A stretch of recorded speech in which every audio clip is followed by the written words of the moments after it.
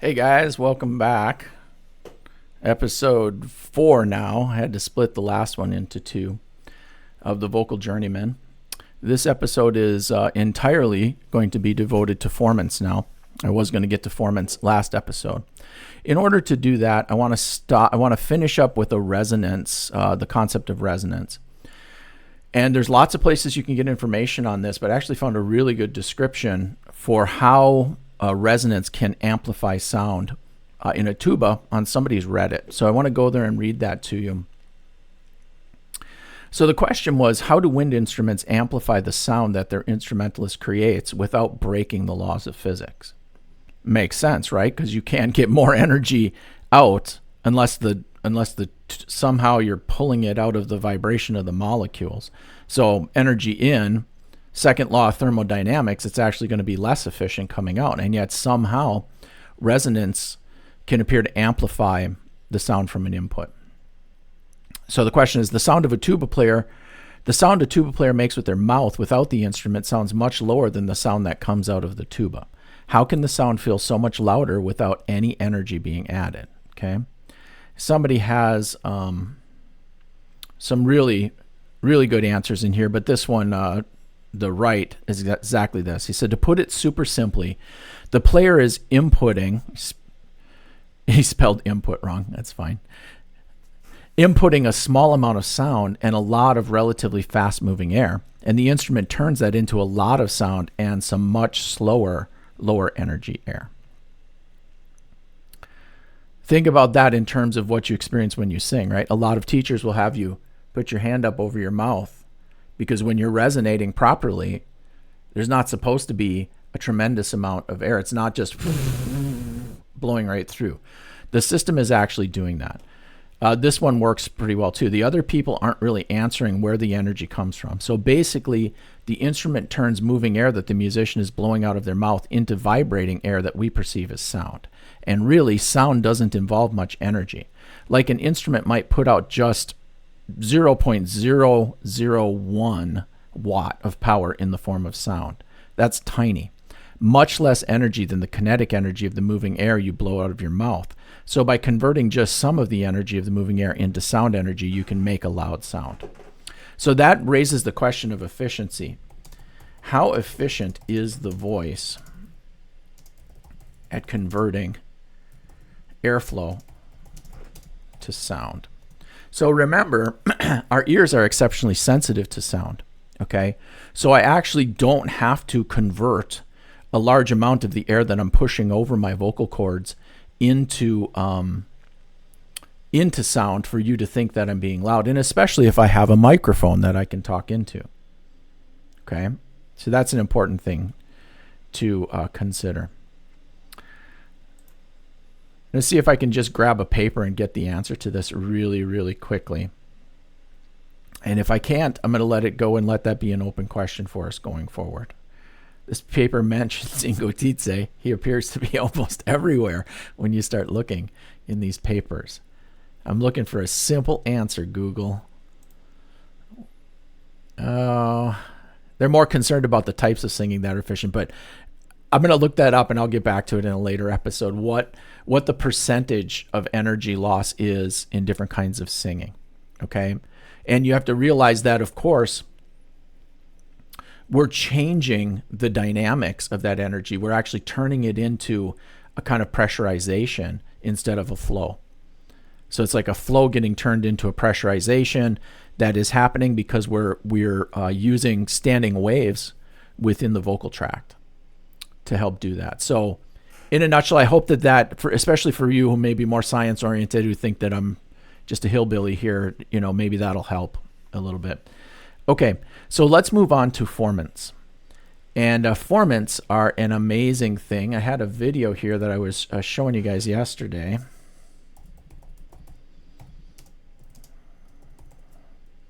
And I think I've still got that. Let me go over here and see. I think I still have the link that had that video in it. Oh, no, I do not have it. All right. Well, I got another cool little video here by a vocal coach. His name's Tyler Ross. And he shows us this. So this is a really cool way, if you look at this screen here, to see all the different pieces of what's going on in your voice. Now, I'm not going to play all of this video, but we're going to talk about some parts of it. So I want you to see his introduction here, and you get to see some of the standard warm-ups that we often do as singers. So let's listen to Tylee here. Okay, so take a look. It's showing us everything that's going on during a lip trill. And the lip trill, for him, you can see how wide open the area behind his tongue is as it comes up and out of the larynx. I mean, this is, you can see that this is really open, and he's trained that way. Okay, that's training that gets him to that spot. You'll see that he tends to stay very open back here. And you'll hear that open throat thing a lot from teachers. His soft palate is tightly closed during the lip trill. Okay.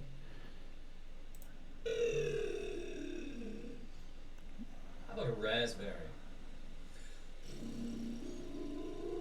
Here's the half tongue that some people call this, the raspberry slide. Again.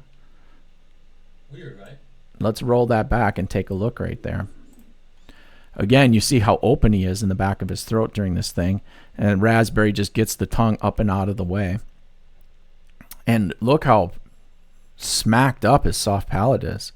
Thing is jacked right there. Okay. Weird, right? Want to see that on an ooh vowel? Okay, listen for the vowel modification here.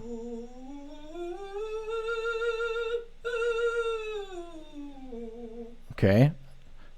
Let's watch it again. Watch the soft palate. See the soft palate open? That is something that we're going to lead to with formants. But basically, before we step back here, before we go forward into the idea of vowel modifications and why they work and how they work, you'll notice, we're going to get to the end here, he's going to sing a section of Messa Dorme. It's a famous Puccini opera piece in 4 different styles. And I want to take a look at that so you can see this. Let's get over here. Yeah, here we go. So I really appreciate the fact that he took time to do this, because I'm sure getting an MRI is not a cheap thing, given the... All right, here we go. And the fourth in a... There you go. Take it away. The first will be in a light mix. The second in a forward-facing Broadway sound. The third in a back and down operatic sound. And the fourth in a style that will make Puccini roll in his grave, in a rock style.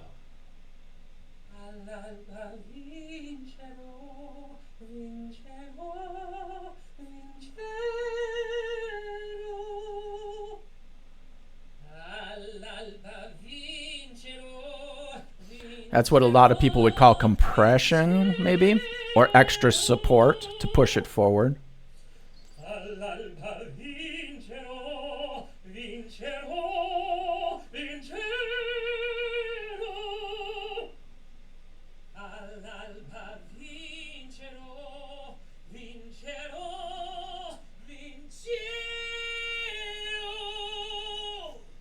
Okay.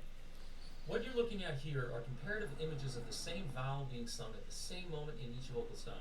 This is a frozen moment showing my... There we go. So this is his frozen moment showing this. Now, the one thing that I see here when I watch him sing, in all these different styles that he's doing, this part of his pharynx is very open. His pharynx is very open. Okay? You'll see that a lot in this. However, we're here to talk about formants today. And by the way, Tylee, I so much appreciate the video, but I did notice that little jab you took at rock singers. And just, that's all I'm going to say. I noticed the jab. And I saw the comments too where they're jabbing at rock singers. I mean, that's fine. I get it. Rock singers from their millions make fun of those who spend all their life learning technique too, but it's fine. We're here to learn how to sing safely, healthily, and with good technique, and take full control of your voice. And this open throat that you see him having here is a good way to get good resonance. But it's not the only way that people sing, okay? As to whether that's a great habit or not, or it could hurt you if you don't do that, I'll save that for a later video. We'll talk about that more. But what we're concerned with is the formant itself, okay? So right now, I'm showing you this because I want you to see that this is the shaping. The shaping of these things is what is going to create the timbre of the vowel that comes out. And he's singing the same pitch. He's singing the same vowel, although sometimes he's having to modify it somewhat. So for instance, in his forward placement, he's got that soft palate jacked. In his light mix, that soft palate's down a little bit. In the operatic, the soft palate is down a little bit. The column is taller, right? So the forward placement is, you can see clearly in the forward placement, this is driving out here. Whereas in the opera, in the light mix, it's almost a 90-degree angle here. It's a little bit different space for that to navigate. And in the rock at the peak, right, it's that sort of belty kind of a sound, that belty tongue that often has a metallic sound. If you go look at like CVT, they talk about just colors of the sounds. And that's one of the things that they go to. And metal is one of the sounds that you learn how to make in that CVT program. I'll get over to talking about different programs and stuff like that later on and try and put those on a continuum and talk about their characteristics. But for right now, this is what is causing the formant, which makes the vowel sound. And you can see that these are not so different, but yet they are different. They're nearby or associated ways that one could make a certain vowel sound. Okay, fair enough. All right. So let's take a look. If I can show you a formant right here, I'm actually going to show you a formant. Okay, so watch what's going to happen here. I've got my EQ up here, and I'm going to sing an E vowel. E.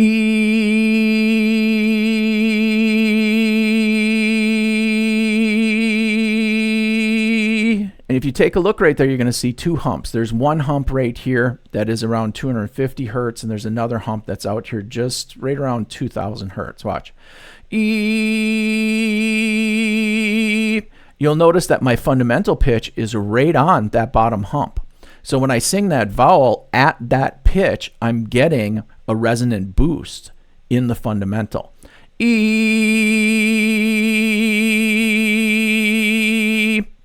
Okay, now watch what happens if I take that fundamental, that first fundamental, and I try and take it below that hump. E.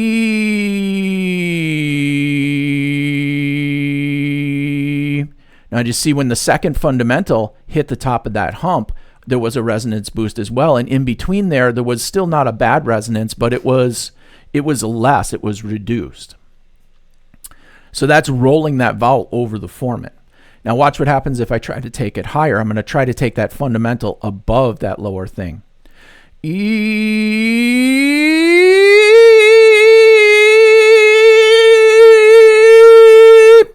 Now, some of you are going to be like, okay, you cheated. I saw your larynx go up. And you're right, I cheated.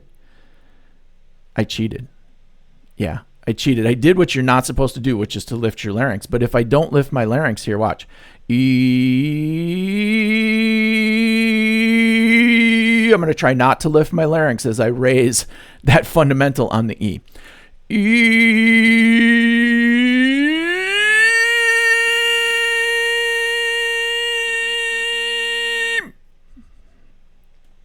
Actually depress my larynx right there. Okay? So this idea in this pursuit of singing that we're trying to get the same tone throughout, it comes into these complications. So watch if I sing an O vowel. O.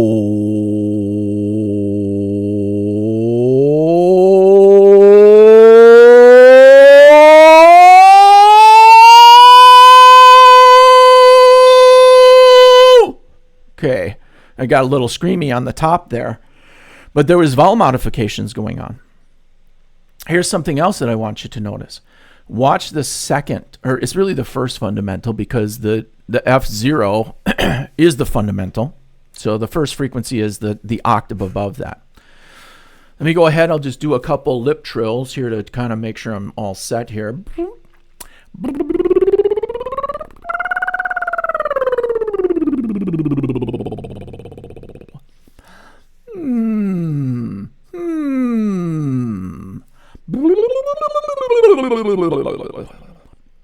Just some fun little exercises to get this started.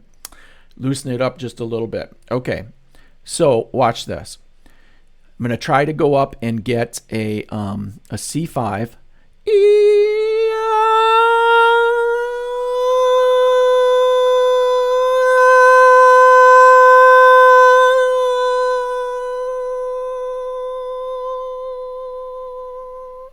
so what I want you to watch is when I'm on that C5 at 500 hertz, I want you to watch the relationship between the fundamental and that first harmonic, which is sitting at 1000 hertz. That's the C6 fundamental, okay? The C6 overtone. Because you'll notice that in certain ways that I produce that overtone is taller. And then when it starts to feel a little more subdued, more washed out, heading towards falsetto, it starts to drop.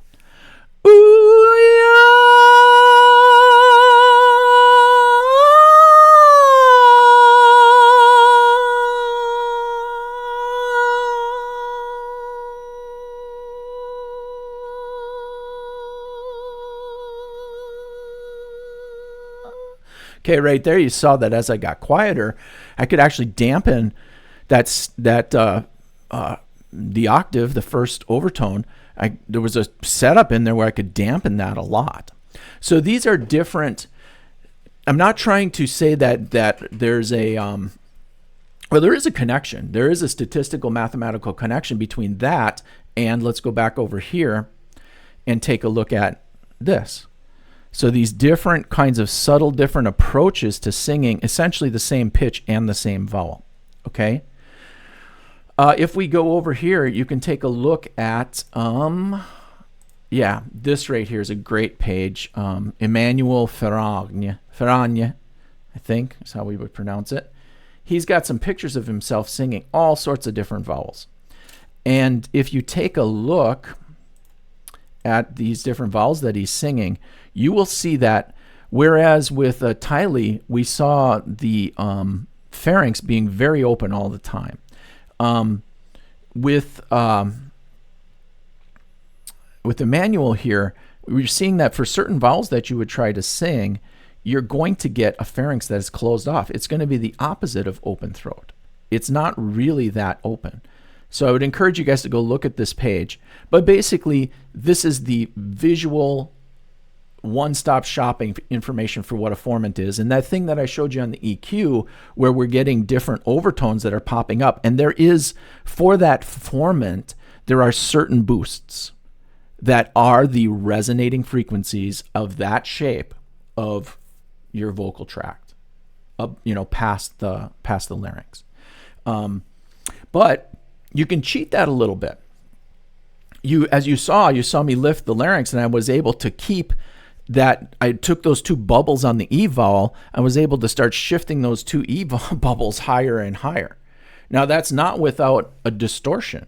That's not without a distortion to my setup. Okay, when I kept the larynx lower, I was getting a deeper thing, and that's been my challenge, is that I tend to give over to that belt timbre too much and too easily, and I'm working to develop my mixed voice where I keep a more neutral larynx, okay, in all of this.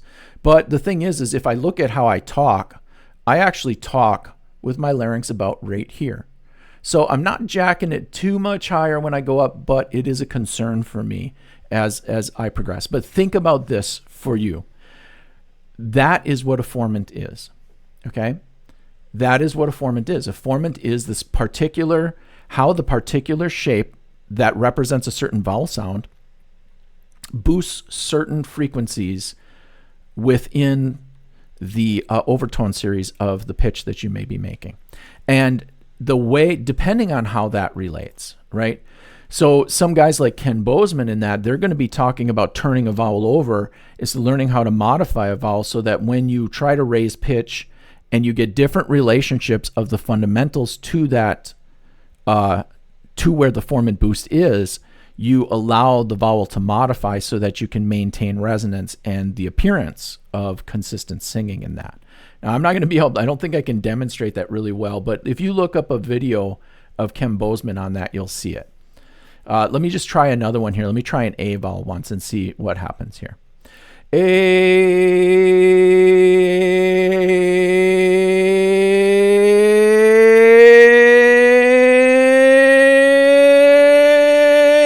Okay, I'm cheating again. I'm raising my larynx. So I'm not demonstrating it well.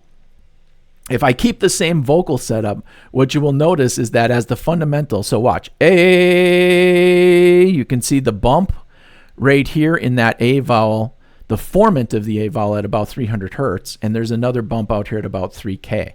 And as I take the fundamental higher, if I'm not cheating and raising my larynx, that fundamental should roll over the top of that bump. And when the fundamental rolls over the top of the bump, there's a distinct change. In fact, in some of Bozeman's work, he's finding that those are places where people will break. Okay, so that's a whole different kind of approach to the notion of not breaking. I'm not sure how useful that is to you, but I thought I would put that out there as a way to understand formants.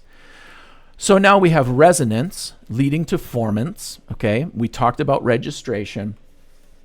Now it's time to go over and to talk about all these different vowel sounds. Okay.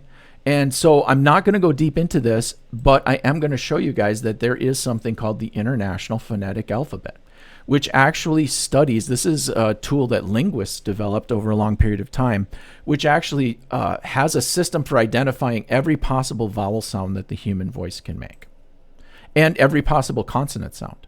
I haven't even touched on vowels versus consonants and how we sing yet, and I know a little bit about it. You know, I understand some of the things we need to do with consonants.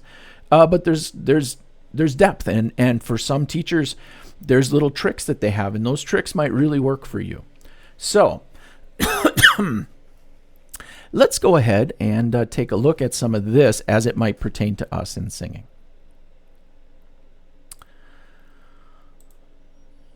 And what I'm wanting here is, yeah, there we go.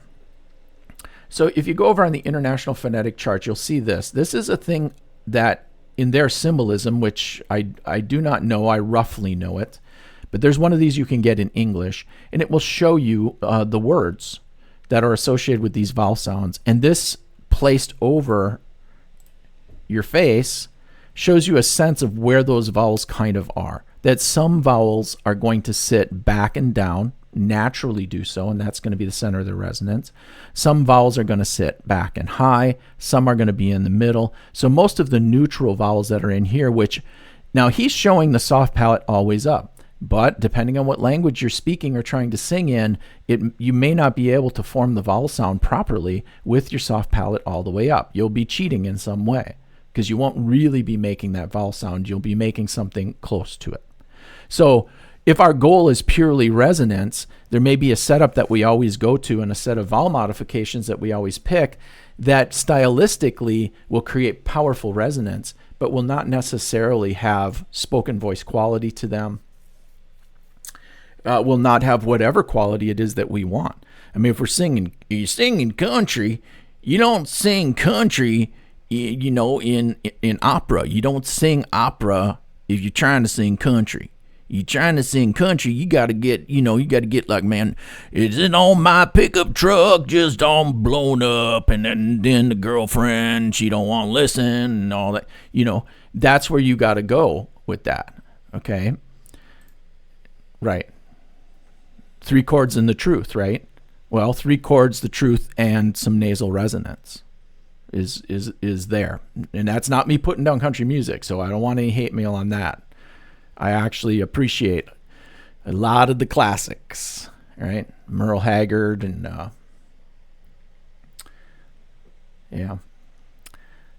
Johnny Cash and all that kind of stuff. But that's the point of this. So I've got one of these that I can show you guys because this is directly connected to formants. The vowel sound that comes out of your mouth is associated with that setup we saw in Tylee's video, and it is also associated with which frequencies of your pitch are going to be boosted, and therefore this explains almost entirely why some vowels are hard to sing at certain pitches. Because you're going to be trying to say, well, my voice sounds so full and resonant when I try to sing an A at this pitch, and then when I try to lift that A up higher, that resonance goes away. And that requires either an adjustment of the larynx, okay, in order to keep changing the structure of your vocal thing. It might require a dropping of the jaw, and or it's going to require an alteration of the vowel sounds you're making so that you might be shaping that with your mouth, a certain vowel sound, but you're actually inside, it's different because you're trying to maintain resonance. Okay. I'm hoping that as you listen to me talk about this, you're beginning to get a sense of the different kinds of problems that can come up with different presentations of the voice. And for so many of us, we don't, we just hear someone else sing and we think, wow, they sound great. And then we try to do it and we can't do it. And we're sort of like, oh, okay, I guess only certain people can sing. But actually, no. Let me get you this vowel chart that is somewhat useful in English for you to see some things, which I have here. And then I have one closing comment on this. So this video is going to be quite short because the concept of formants is really a lot easier than it seems. Let's see what we got here. Yes, I think this might be the one. All things music, how to remember the IPA chart. Okay, here it is. Yeah, it's right here in this page. allthingslinguistic.com. And here is that chart. So if you imagine that chart as this trapezoid sort of set kind of in your throat here, because it's intended to show you where these vowels are placed, okay? So E, for instance, E is naturally going to be forward and up. But if you go but, now yes, the resonance that you're feeling up in your mask and all that is there, but technically speaking, the but, boat,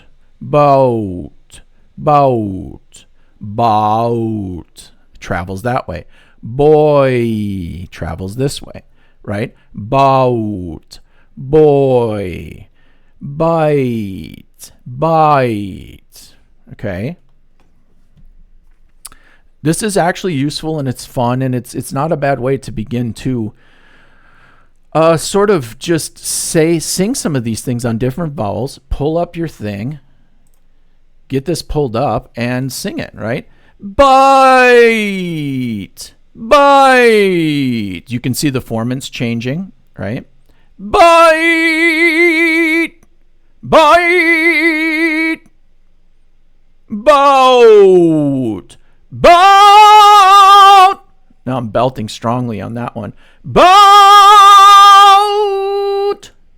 boat. So I'm trying to keep that second harmonic high, which is typically a standard picture of belt timbre. So if I'm belting that whole thing, boat, boat.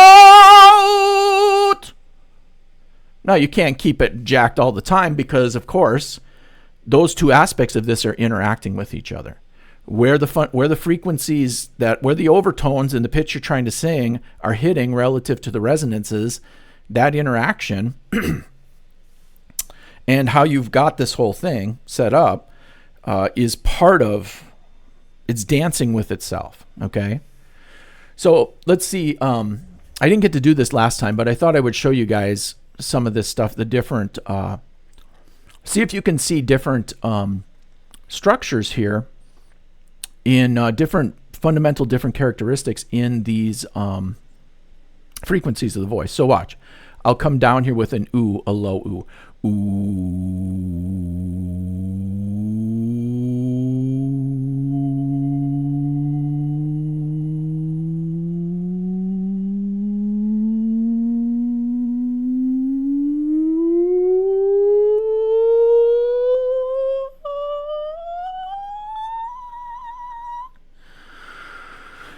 Now I had to modify that sound to get up there to that C6, and it was very quiet. I can actually sing a C6 higher now because I've been practicing and doing it. I used to believe I could never sing a C6.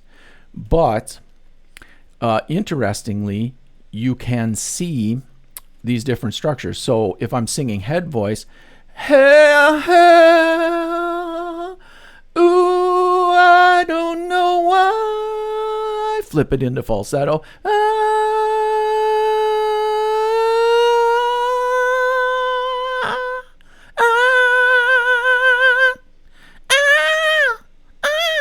kind of a forced sound. So anyways, again, I don't have all the answers as to how that connects, but there is a statistical connection between that pattern of those bumps you see there, how the formants are shaped, and how all of that is set up. So there you go. There's my point made, as much as the vocal journeyman knows at this point on this subject. So maybe a little more, but it's enough. It's enough. So think about that, okay? And you can work that around on favorable pitches for you. You know, you can go beat, bit, bait, bet, bat, bought, boat, book, boot, you know, and just work yourself around in that and start to get the feel for that in some way. All right, whatever. There we go. There is formants in a very straight up way. The last thing I want to say here is this. I want you to think of your voice as a flesh wind instrument. And it's also bone and cartilage and sinew and fluid and gray matter, because your brain is actually being made to vibrate.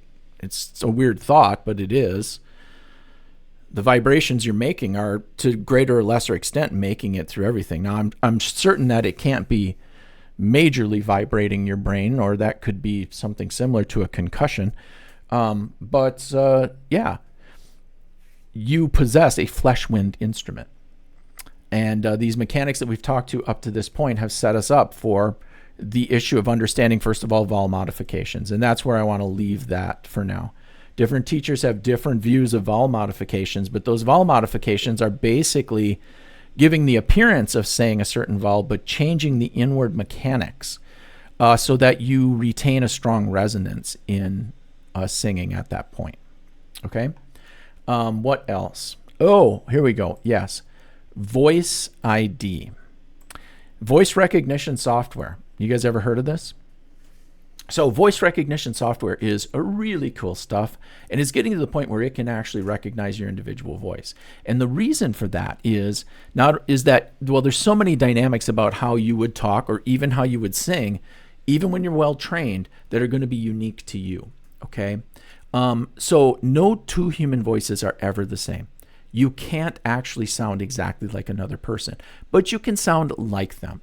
So I think in my next video here, I don't know where I'm going next with this yet, but mimicry is definitely going to be on the agenda as we go talking forward. But think about this. No two people on the planet have your voice, even when you become well trained, even when you make choices. You know, like Tom Petty. Some people think, well, Tom Petty probably just sang the way that he knew how to sing. Well, okay, and that's possible. But Tom Petty's voice is the result of a whole bunch of acculturation, a whole bunch of learning, unique mechanism in here. Okay? And it's, I know some coaches would be like, if I say this to them, you know, how are you going to find your unique voice? And they'll be like, well, unique, that sounds like, you know, you're not paying attention to fundamental technique. No, unique and technique are not anathema to each other, okay? Your voice is unique. And if you learn good habits and stuff like that, this is what I'm learning, you're going to develop over time. You're going to find your own unique sort of expression of quality. And that could be a character that is different. I mean, you know, you guys remember Bob Goldthwait, right? And I just can't even hardly do the voice, right? But that's how he talked, and that was his unique thing. That's how he acted anyways, right? Anyways, Bobcat Goldthwait. Yeah. So I'm going to leave that one out there for you guys. Yeah, it's kind of fun stuff. If you take a look at my normal talking voice, you can see the fundamental in my talking voice is basically it's about 200. You know, if I go up, I usually make little flurries up to about 300 or so. But basically, I'm talking somewhere around, middle C. Middle C, a little below. When I start to really want to just layer down there, you know, that's more down toward my fry. But just for the sake of it, let's see what I can do here in terms of getting some really high notes, right? And I'm not going to hurt myself. Don't worry about that. But, you know, one of the holy grails that I used to never be able to hit, never thought I could hit, was a C5, right? So,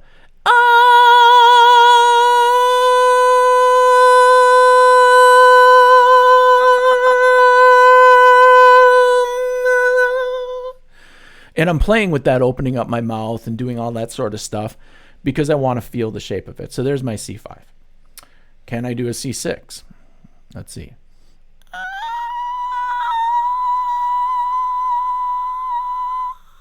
Okay, now that's really washed out. I really don't have a belt tone there, and I'm not even certain where exactly I'm going to be capable of going there, right? But over time, that's starting to develop. It used to be that the highest thing I could do up in that region between 5 and 100, 500 hertz and 1,000 hertz was a sort of almost like a King Diamondy kind of voice. There's a song I do, if you go to ravensglen.orcuniversal.com, there's a song I do on the first project that we have there. It's called Driving Music. And I wrote that for a friend who was having troubles with his relationship with his wife. And the first note goes like this. It goes, all day long.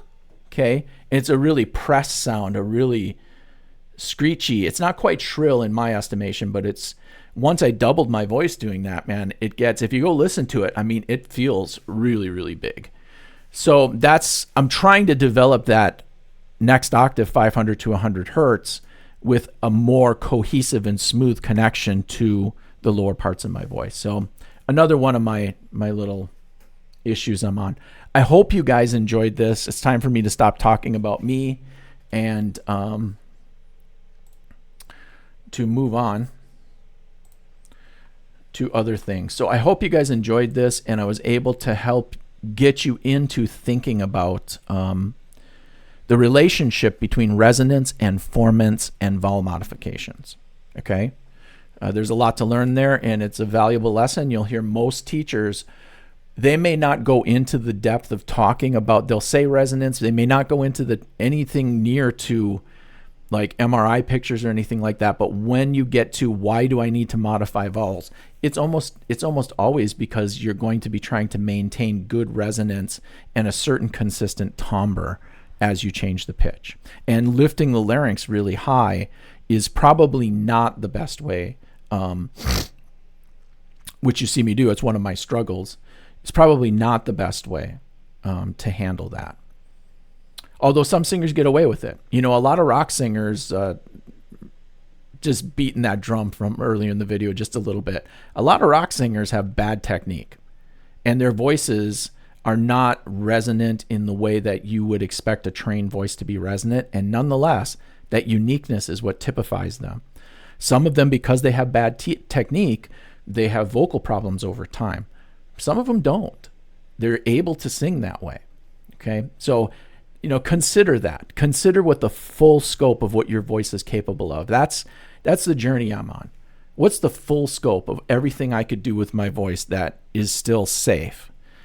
Because to me, I do over time want to try to understand every aspect, and I'm encouraging you to take that journey with me. So there we go. God bless. And next time, I don't know where I'm going next time yet. I may start talking about particular vocal coaches. Not in particular. I put out a list and a continuum because I'm not here to pick on anybody, and as of yet to promote anybody. I just want to talk about some of the things I see and some of the different, the continuum between, say, a real more rigorous scientific approach and a more heuristic approach. And along that continuum, there's a lot of great teachers out there. So hopefully you guys will check that one out. And until next time, God bless.